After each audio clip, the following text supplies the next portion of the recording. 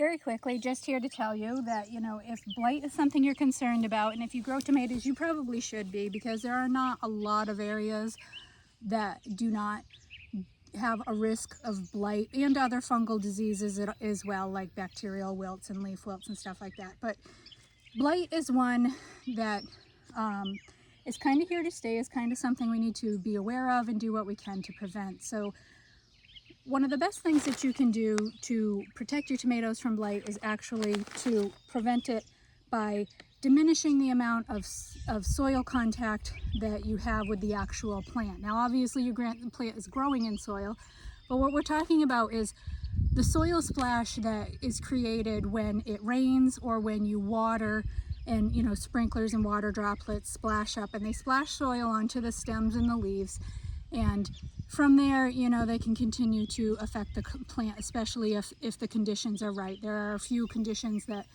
blight needs to really set in and do its damage, but one of the absolute best things you can do to prevent it is mulching. And my favorite method of mulching my tomatoes is a kind of double duty layer of paper and straw. The paper, it gives me a good first layer. It's permeable, so the water can get down into the roots when it does rain. The tomatoes can get plenty of water, but it really creates that barrier where soil isn't going to splash back up. And then I like to top that with a layer of straw. The straw gives me kind of double duty, an extra layer, also gives a little bit of extra weed protection. Is it overkill doing the two layers like this? Maybe, but the paper in itself, you can already see it blows around. When it's dry, when it's wet it stays in place, but when it's dry it blows around. The paper makes a really nice barrier, and it's organic, so it can just get tilled in or just stay there to decompose at the end of the season, but it won't stay there on its own. The straw, on the other hand, it's a good mulch all by itself, but it is straw, so weeds can sometimes work their way up through.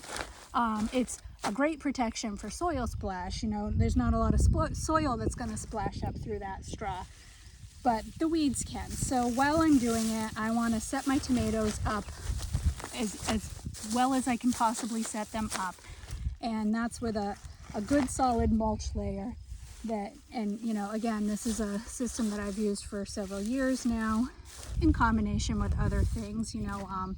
When we do start to see some blight, we'll treat with some neem oil or some copper fungicide, but this is our first line of defense, and it is one of the best lines of defense to go with. And then you kind of have to pick your way through the year and see what conditions come along. In a hot, humid year, or actually a cool, humid year is really the best condition for blight. But some of these past years we've had near constant rains, and you kind of just know that when that temperature changes, like, that blight's going to step right in and kill everything off. So those are the years when I might employ, say, the copper fungicide or the neem oil a little more without even waiting. Kale and clay sprays, which usually are sold in the US under the brand name Surround, but you can find it really is just kale and clay. That's another good product. People have good luck with baking soda sprays, just a simple DIY. I mean, it doesn't get much cheaper than a box of baking soda from your pantry. So all good things we can do.